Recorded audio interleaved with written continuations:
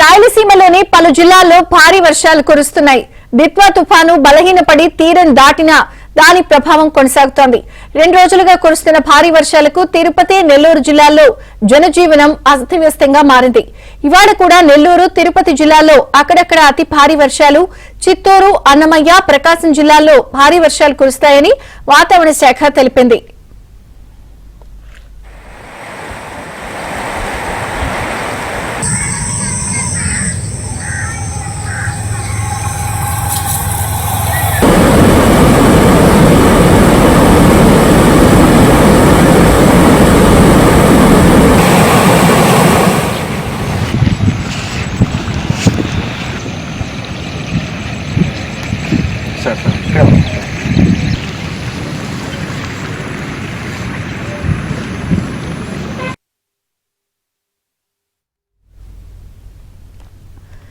తిరుపతి జిల్లాలో స్వర్ణముఖి, కైవల్య, కాళంగి నదులతో పాటు పలు వాగులు, కాలువలు ఉధృతంగా ప్రవహిస్తున్నాయి. పలు మార్గాల్లో రాకపోకలు స్తంభించాయి.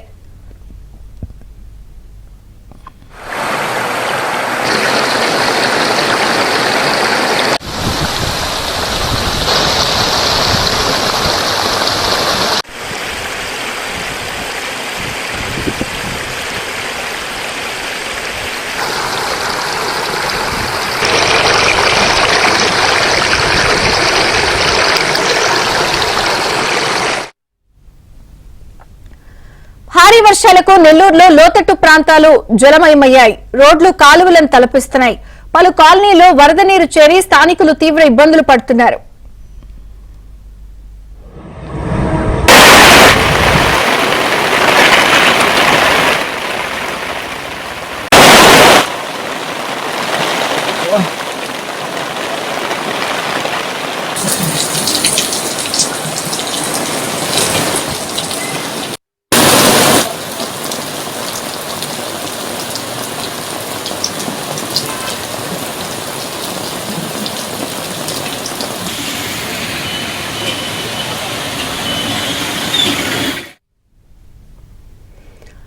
నెల్లూరు జిల్లా కోవూరు నియోజకవర్గంలో దిత్వా తుఫాను అన్నదాతలకు తీవ్ర నష్టాన్ని మిగిల్చింది.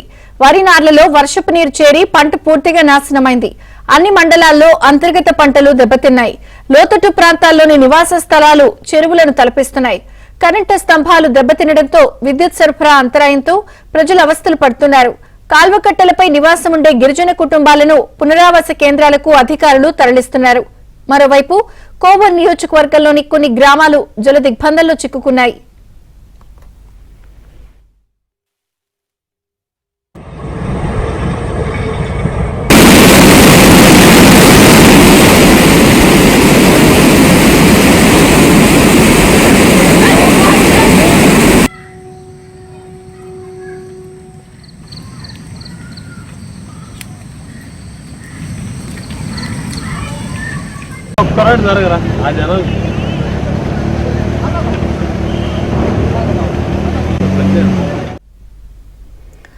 సైదాపురం మండలంలో కైవల్య నది ఉధృతంగా ప్రవహిస్తోంది. ఊటకూరు వద్ద మావిలేరు వాగు, తురిమెర్ల వద్ద పిన్నేరు వాగు పొంగుతున్నాయి. దీంతో పోలీసులు వాహన రాకపోకలు నిలిపివేశారు. సైదాపురం, పొద్దులకూరు మండలాల మధ్య వాహన రాకపోకల్లో నిలిచిపోయాయి. మనుబోలు మండలం బద్దెవేలు సమీపంలో ఉన్న సంగమేశ్వర ఆలయం వద్ద నీటిలో మునగడంతో స్వామివారికి పూజలు నిలిచిపోయాయి.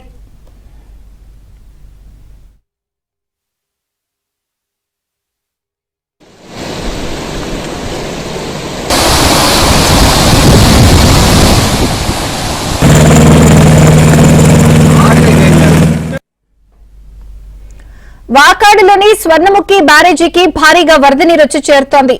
13 గేట్లెత్తి 23,000 క్యూసెక్కుల నీటిని దిగువకు విడుదల చేస్తున్నారు.